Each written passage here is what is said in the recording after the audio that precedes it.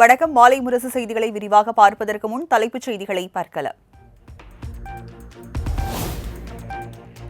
உடன்பிறப்பே வா என்ற தலைப்பில் 3 தொகுதி திமுக நிர்வாகிகளுடன் முதலமைச்சர் மு.க.ஸ்டாலின் ஆலோசனை. தேர்தல் பணிகள் 200 தொகுதிகளுக்கு மேல் வெற்றி பெறுவதற்கான பணிகள் குறித்து விவாதம்.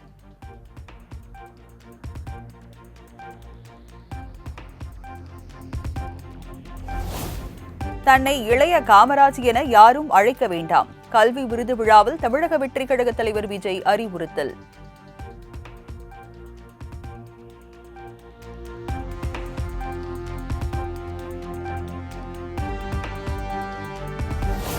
கல்வி விருது வழங்கும் விழாவில் அரசியல் வேண்டாம். பள்ளி மற்றும் ஆசிரியர்கள் பற்றி மட்டுமே மேடையில் பேசுங்கள் எனவும் மாணவர்களுக்கு விஜய் அறிவுறுத்தல். டீச்சர்ஸ் உங்கள் ஸ்கூலை பற்றி பேசுங்க, மற்ற விஷயங்கள் பேசுங்க. தயவு செஞ்சு இந்த மாதிரிலாம் எதுவும் பேசாதீங்க. தேங்க்யூ.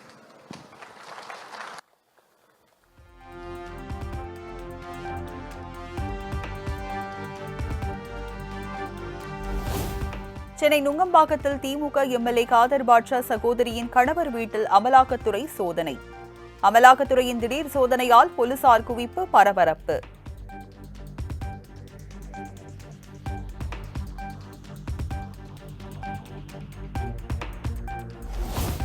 அகமதாபாத்தில் 241 பேர் உயிரிழந்த விமான விபத்தில் சதித்திட்டத்திற்கான முகாந்திரம் இல்லை. மத்திய அரசு தரப்பில் விளக்கம்.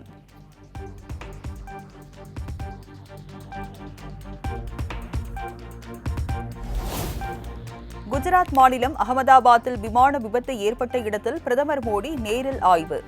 விபத்தில் காயமடைந்து மருத்துவமனையில் சிகிச்சை பெற்று வருபவர்களையும் நேரில் சந்தித்து ஆறுதல்.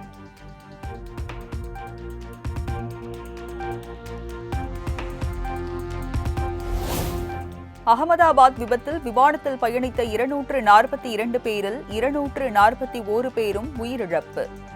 ஏர் இந்தியா அதிகாரப்பூர்வ அறிவிப்பு.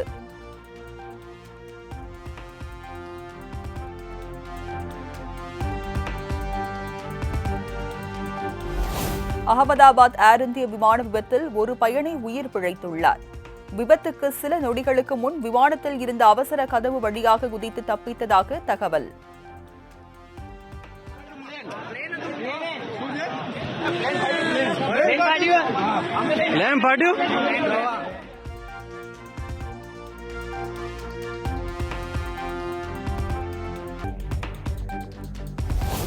அகமதாபாத்தில் விமானம் விபத்துக்குள்ளான இடத்தில் மத்திய உள்துறை அமைச்சர் அமித் ஷா ஆய்வு. மீட்பு நடவடிக்கைகள் குறித்து அதிகாரிகளிடம் கேட்டறிந்தார்.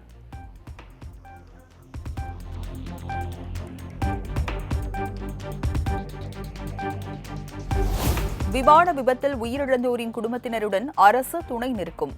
சிகிச்சை பெறுவோரை நேரில் சந்தித்து ஆறுதல் தெரிவித்த அமித் ஷா உறுதி.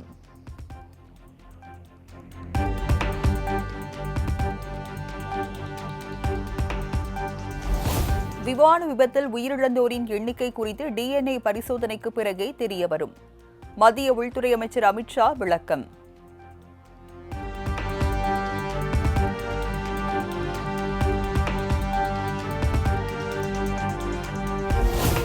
குஜராத் முன்னாள் முதலமைச்சர் விஜய் ரூபானி விமான விபத்தில் உயிரிழப்பு. லண்டனில் உள்ள தனது மகளை பார்க்க புறப்பட்டு சென்ற போது நிகழ்ந்த பரிதாபம்.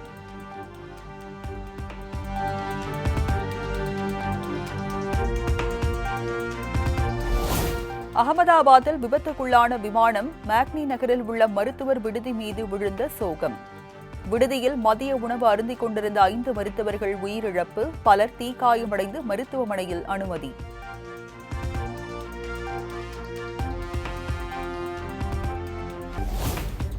அகமதாபாத் விமான விபத்தில் 3 குழந்தைகள் உட்பட ஒரே குடும்பத்தை சேர்ந்த 5 பேர் உயிரிழப்பு. பலியான மணிப்பூரை சேர்ந்த விமான பணிப்பெண்ணின் உறவினர்கள் கதறல்.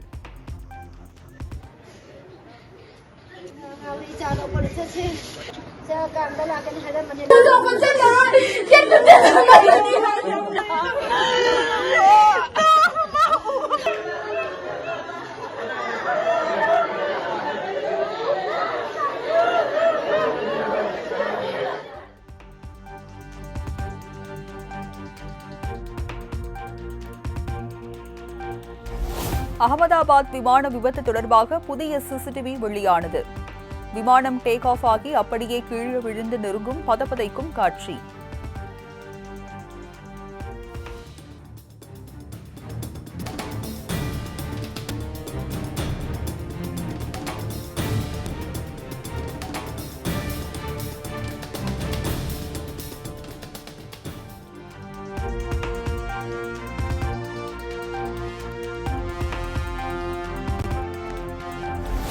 அகமதாபாத் விமான விபத்தில் உயிரிழந்தவர்களின் குடும்பத்தினருக்கு 1 கோடி நிவாரணம்.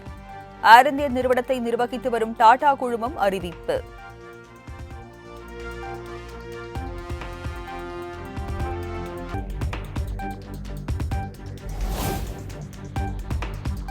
விமானத்தில் தொழில்நுட்ப சாதனங்கள் எதுவும் வேலை செய்யவில்லை. விபத்துக்குள்ளான விமானத்தில் டெல்லியில் இருந்து அகமதாபாத் வந்த நபர் எக்ஸ் பக்கத்தில் வீடியோ பதிவு. And it's are also not working. Neither this button for calling the cabin crew. Nothing is working. Nothing. Not even the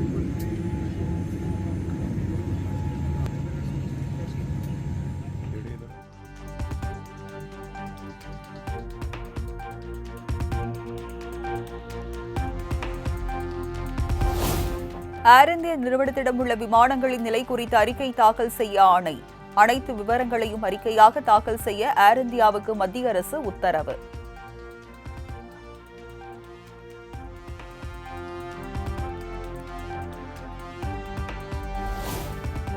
விமான விபத்து மீட்பு பணிகளுக்கு உதவ 130 பேர் கொண்ட ராணுவ குழுக்கள் தயார்.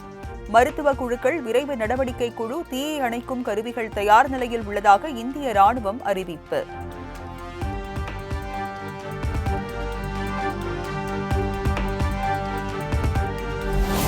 அகமதாபாத் லண்டன் விமானத்தில் பயணிக்க இருந்த பூமி சௌஹான் என்ற பெண்ணை காப்பாற்றிய டிராபிக். கடும் போக்குவரத்து நெரிசல் காரணமாக 10 நிமிடம் தாமதமாக சென்றதால் விமானத்தை தவறவிட்டார்.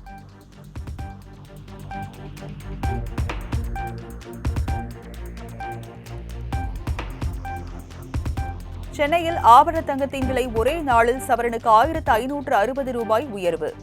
ஒரு சவரன் 74,360 ரூபாய்க்கு விற்பனையாவதால் பொதுமக்கள் அதிர்ச்சி.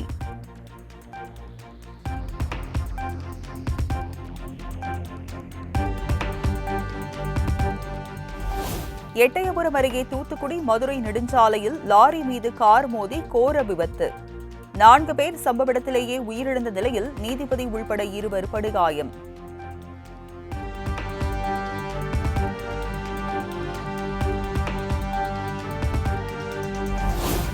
எடப்பாடி அருகே கடன் தொல்லையால் தோசையில் விஷம் கலந்து தற்கொலைக்கு முயன்ற குடும்பம். கணவன், மனைவி, குழந்தைகள் என 4 பேர் சிகிச்சைக்காக மருத்துவமனையில் அனுமதி.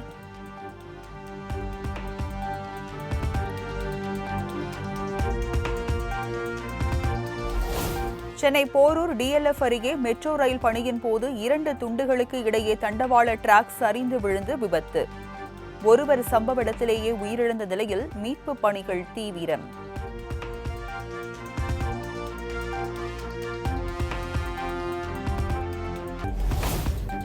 நீலகிரி, கோவை, தென்காசி மாவட்டங்களில் இன்று மிக கனமழைக்கு வாய்ப்பு.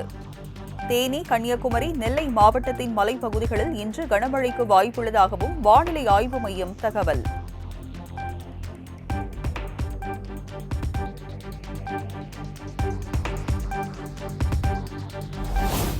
நீலகிரி மாவட்டத்திற்கு நாளை ரெட் அலர்ட் விடுக்கப்பட்டுள்ள நிலையில் கோவை, நெல்லை மாவட்ட மலைப்பகுதிகள், தென்காசி மற்றும் கன்னியாகுமரியில் மிக கனமழைக்கு வாய்ப்பு. திண்டுக்கல், தேனி மாவட்டங்களில் நாளை கனமழைக்கு வாய்ப்புள்ளதாகவும் வானிலை ஆய்வு மையம் கணிப்பு.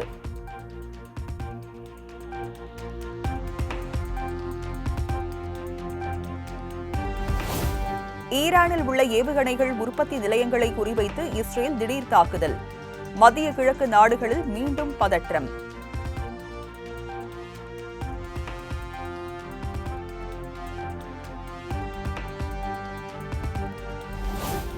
இஸ்ரேல் மக்களின் பாதுகாப்பிற்காக ஆபரேஷன் ரைசிங் லயன் என்ற ராணுவ நடவடிக்கையை ஈரானுக்கு எதிராக தொடங்கியுள்ளதாக நெதன்யாகு அறிவிப்பு. முன்னெச்சரிக்கை நடவடிக்கையாக அவசர நிலையும் பிரகடனம்.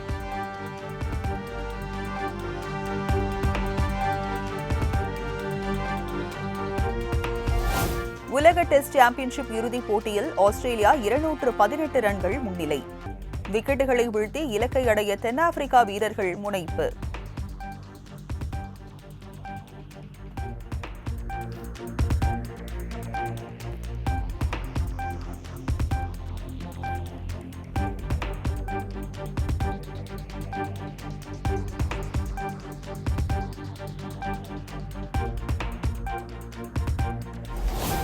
வங்கதேச ஒருநாள் போட்டி அணியின் புதிய கேப்டனாக ஆல்ரவுண்டர் மெஹதி ஹசன் மிராஸ் நியமனம்.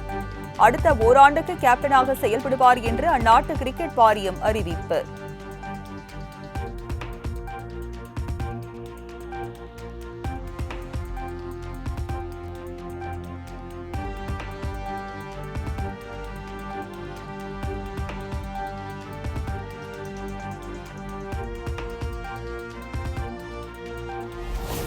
அடுத்த ஆண்டு உலகக்கோப்பை கால்பந்து போட்டிக்காக தயாராகும் மெக்சிகோவின் அஸ்டெக் மைதானம். துரிதமாக நடைபெறும் சீரமைப்பு பணிகள், ட்ரோன் காட்சிகள் வெளியீடு.